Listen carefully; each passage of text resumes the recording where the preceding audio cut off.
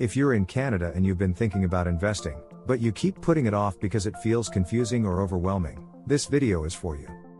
Not because you're behind. Not because you're bad with money.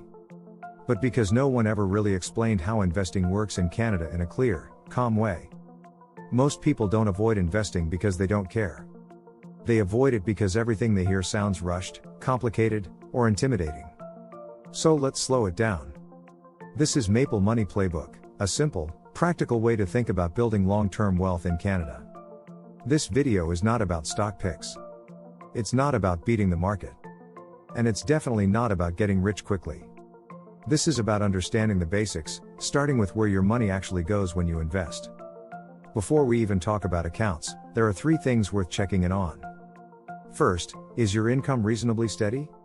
It doesn't have to be high. It just needs to be predictable.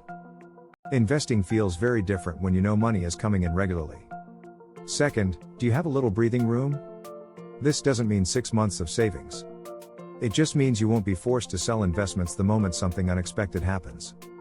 That breathing room is what keeps investing calm instead of stressful. Third, do you know why you're investing? Not a detailed plan, just a reason. More freedom. More security. More options later in life. That reason matters, because markets don't always feel good, and purpose is what keeps you consistent. Once those basics are in place, we can talk about accounts. In Canada, there are 4 investing accounts you'll hear about most often. The TFSA, the FHSA, the RRSP, and non-registered accounts.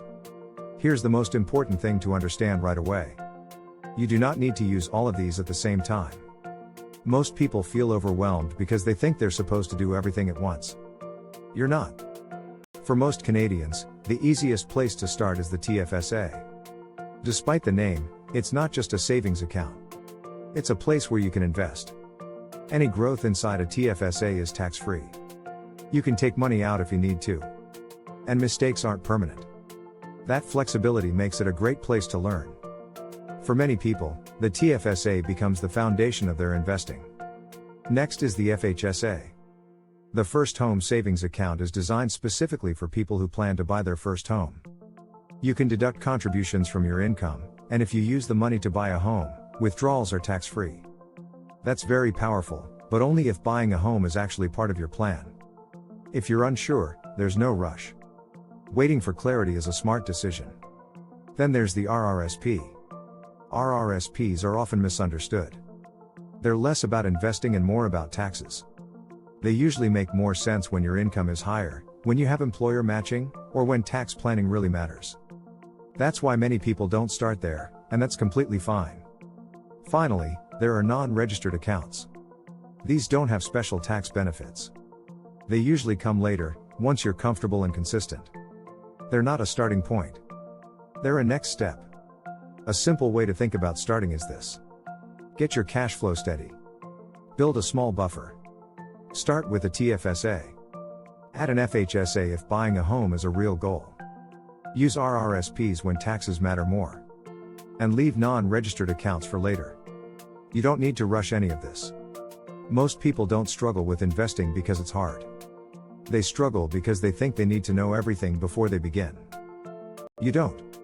You don't need confidence to start investing. Confidence comes from starting.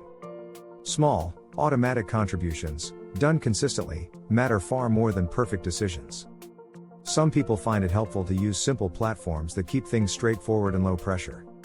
If you want to see what that looks like, I've left a link in the comments. It includes my Wealthsimple referral link, which gives a small bonus if you decide to use it, totally optional. Use whatever works for you. If this video helped make things clearer, please like the video, it really helps more Canadians find it.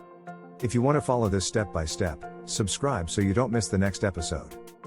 And if you're just getting started, leave a comment about where you're at. I read them, and they help shape future videos.